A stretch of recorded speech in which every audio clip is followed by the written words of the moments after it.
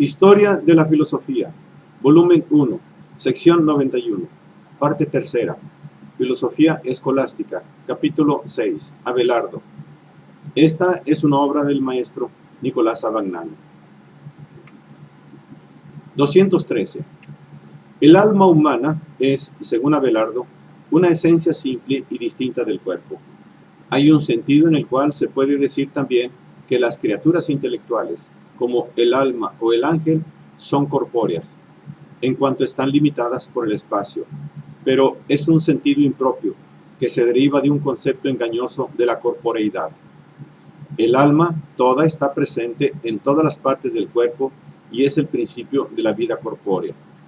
El cuerpo, solo a través del alma, es lo que es. Como naturaleza espiritual, el alma lleva en sí la imagen de la Trinidad divina. Lo que en el alma es la sustancia, en la Trinidad es la persona del Padre. Lo que en el alma es virtud y sabiduría, es en la Trinidad el Hijo, que es virtud y sabiduría de Dios. Lo que en el alma es la propiedad de vivificar, es en la Trinidad el Espíritu Santo, al cual corresponde la misión de dar vida al mundo. El alma humana está dotada de libre albedrío. Por libre albedrío, dice Abelardo, los filósofos entienden el libre juicio de la voluntad. El arbitrio es, en efecto, la deliberación o del juicio del alma por el cual uno se propone hacer se propone hacer o no una cosa. Este juicio es libre cuando ninguna necesidad de naturaleza impone realizar lo que se ha decidido y queda en nuestro propio poder, tanto el hacerlo como el omitirlo. Los animales no tienen libre albedrío porque no tienen juicio, y hasta nosotros carecemos de libre albedrío cuando queremos lo que no está en nuestro poder o cuando alguna cosa sucede sin nuestra decisión. Como capacidad de verificar voluntariamente y sin coacción la acción que se ha decidido, después de un juicio racional, el libre albedrío pertenece tanto a los hombres como a Dios, y en general a todos los que no están privados de la facultad de querer. También pertenece, y en grado eminente, a los que no pueden pecar.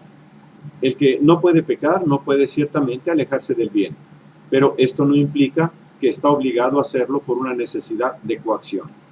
Esta imposibilidad no ha de confundirse con una coacción que impida o ate el juicio racional de la voluntad. Más bien, se puede decir que la libertad de elección es más amplia en el ámbito del bien cuando el que escoge está libre de la servidumbre del pecado. 214. La ética. El punto central de la ética de Abelardo es la distinción entre vicio y pecado, y entre pecado y mala acción. El vicio es una inclinación natural del alma al pecado, pero si tal inclinación es combatida y vencida, no solo da origen al pecado, sino que hace más meritoria la virtud.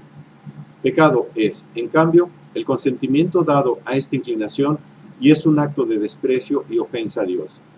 Consiste en no cumplir la voluntad de Dios, en contravenir una prohibición suya. Es, por consiguiente, un no hacer, un no omitir, un no ser, una deficiencia, una ausencia de realidad. Por tanto, no tiene sustancia. La mala acción puede ser cometida aún sin el consentimiento de la voluntad, por tanto, sin pecado, como acontece cuando por defensa se mata a un perseguidor furibundo.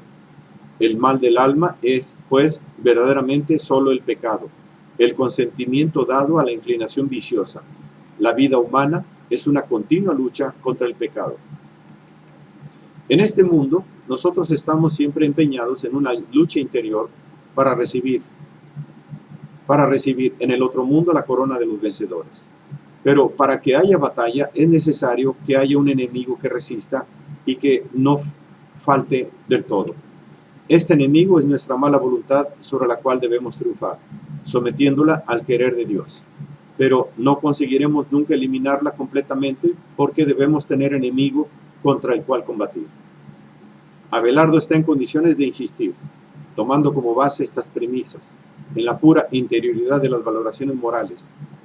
La acción pecaminosa no añade nada verdaderamente al pecado, que es el acto por el cual el hombre desprecia la voluntad divina. Donde falta el consentimiento de la voluntad, no hay pecado, aunque la acción sea en sí misma mala, como en el caso de quien mata por necesidad. Y donde hay consentimiento de la voluntad a la inclinación viciosa, el desencadenamiento de la mala acción no añade nada a la culpa. Se debe llamar transgresor no al que hace lo que está prohibido, sino solamente a quien consiente en lo que le es vedado por Dios. Y así aún la prohibición debe entenderse con referencia no a la acción, sino al consentimiento.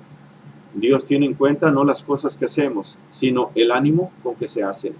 Y el mérito y valor de la obra no consiste en la acción, sino en la intención. Una misma acción puede ser buena o mala, y por ejemplo, ahorcar a un hombre puede ser un acto de justicia o un acto de maldad.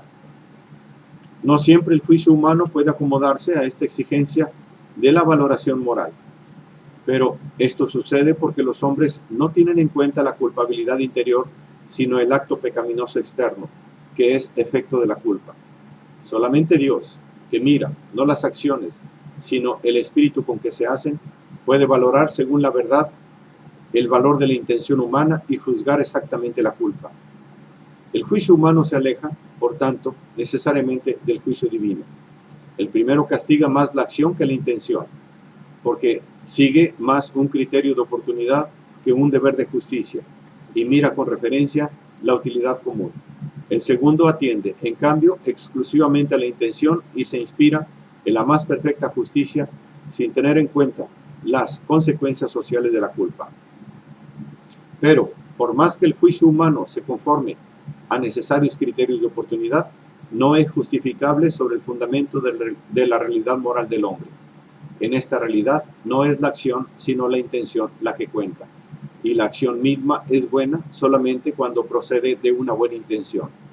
Es verdad que la bondad de la intención debe ser real y no aparente. Es necesario que el hombre no se engañe creyendo que el fin al que tiende es grato a Dios. Abelardo procede coherentemente en esta ética de la intención y no se para ante las consecuencias teológicamente peligrosas de la misma. Si el pecado está solo en la intención, ¿cómo se justifica el pecado original? Abelardo responde que el pecado original no es un pecado, sino la pena de un pecado. Cuando se dice que los niños nacen con el pecado original y que todos nosotros, según el apóstol, hemos pecado en Adán, es como si dijese que del pecado de Adán se ha derivado nuestro castigo, esto es, la sentencia de nuestra condenación. Igualmente impropio es llamar pecado a la ignorancia en que están los infieles de la verdad cristiana y las consecuencias que surjan de tal ignorancia. No constituye pecado el ser infiel, aunque esto impida la entrada en la vida eterna a los que han llegado al uso de razón. Para ser condenado es suficiente no creer en el Evangelio, ignorar a Cristo, no acercarse a los sacramentos de la Iglesia, aunque se haga esto no por malicia, sino por ignorancia. No se puede tener por culpa no creer en el Evangelio y en Cristo, en aquellos que no han oído nunca hablar de él. Afirmar que se puede pecar por ignorancia significa entender el pecado en sentido amplio e impropio, ya que pecado es verdaderamente la ignorancia solo cuando es efecto de negligencia consciente.